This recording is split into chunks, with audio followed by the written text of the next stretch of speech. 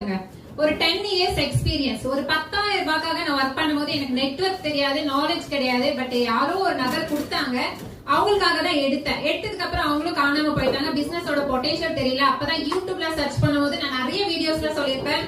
Surender sir video பார்த்து தான் நிறைய லேர்ன் பண்ணேன். சோ அதுக்கப்புறம் பாத்தீங்கன்னா டீமை பில்ட் பண்ண ஸ்டார்ட் அப் பண்ண. அப்ப பிசினஸ் தெரியாது. சோ இன்னைக்கு நான் பெருமையா சொல்றேன், ஜாயின் பண்ணதுல இருந்து இன்னைக்கு 3.5 இயர்ல ஒரு வாரமும் ஜீரோ இன்கம் கிடையாது. என்னோட நோக்கம் என்னன்னா 600 ரூபாய் தான் அந்த வாரம் எடுக்கணும்னு சொல்லி போன எஃபெக்ட் வந்து பாத்தீங்கன்னா இன்னைக்கு 45 லேக். இந்த 10 வீக் இன்கம் வந்து பாத்தீங்கன்னா 1,24,000 எடுத்திருக்கேன். நல்லா யோசிங்க, ஒரு பிரைவேட் ஸ்கூல் டீச்சரால இதை சம்பாதிக்க முடியுமான்னா காலையில 8:30 நான் போவேன், 4:30 வீட்டுக்கு வருவேன். சோ 10,000 ரூபாய். குழந்தைய பார்க்கணும், சம்பாதிக்கணும். ஹஸ்பண்ட் வந்து அட்வொகேட்டுங்க, வெல் ஃபேமிலி. பட் எனக்கு தேவைன்னா கையேந்தி தான் நிக்கணும். சோ அன்னைக்கு அதுக்காக தான் நான் ஜாபுக்கு போனேன். அன்னைக்கு இந்த பொட்டன்ஷியலை புரிஞ்சுக்கும் போது பாத்தீங்கன்னா உண்மையிலே இதுல சாதிக்க முடியும், சம்பாதிக்க முடியும், 4 பேருக்கு உதவ முடியும்னு சொல்லி உள்ள வந்தேன். சோ அன்னைக்கு வந்து 2 டீமை ஓபன் பண்ணேன். சோ அதுல என்னோட ஓன் சிஸ்டர், இன்னொன்னு காயத்ரி மேம். இன்னைக்கு வரை என்னோட ரன் பண்ணிட்டு இருக்காங்க. ரீசன் என்னன்னா அவங்களோட தேவைக்காக ஓட ஆரம்பிச்சேன். சோ இன்னைக்கும் பாத்தீங்கன்னா டெப்த்ல இறங்கி வேலை பண்ணிட்டு இருக்கேன். 2 லெக் தான் ஓபன் பண்ணிருக்கேன். சோ லெஃப்ட் ரைட் சொல்லி எனக்கு 11 EDs இருக்காங்க. சோ 5 CDs இருக்காங்க. இதுவரை யார வேணாலும் கேட்டு பாருங்க, எந்த டீம்லயும் இறங்கி நான் வேலை பண்ணுவேன். சோ 6 o'clock மார்னிங் பாசிட்டிவ் வைஸா நான் இருப்பேன். So 8 o'clock day on business ஆப்பர்ச்சுனிட்டியா நான் இருப்பேன். மானிட்டர் பண்ணிட்டே இருப்பேன். என்ன மிஸ்டேக் பண்ணாவோ, என்ன எடிட்டிங் ஒர்க் பண்ணாவோ.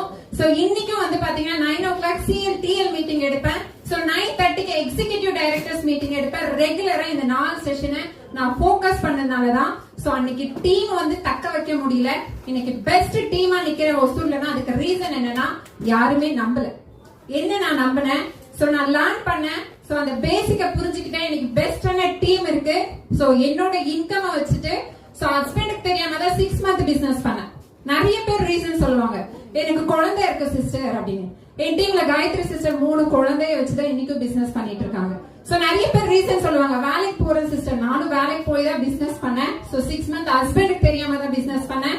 சோ ஹஸ்பண்டுக்கு ஒரு சூழ்நிலை, ஒரு திடீர்னு ஒரு ஆபரேஷன்.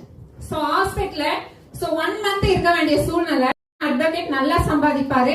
சோ அவருக்கு வந்து இதெல்லாம் பிடிக்கவே பிடிக்காது. எனக்கு கடவுளா உருவாக்குன ஒரு சூழ்நிலை என்னன்னா அந்த சூழ்நிலை இந்த பிசினஸ் நான் ஹஸ்பண்ட் புரிய வச்சேன். இதெல்லாம் வேண்டாம் சொன்னவரு இன்னைக்கு பெஸ்ட் சப்போர்ட்டரா இருக்காரு.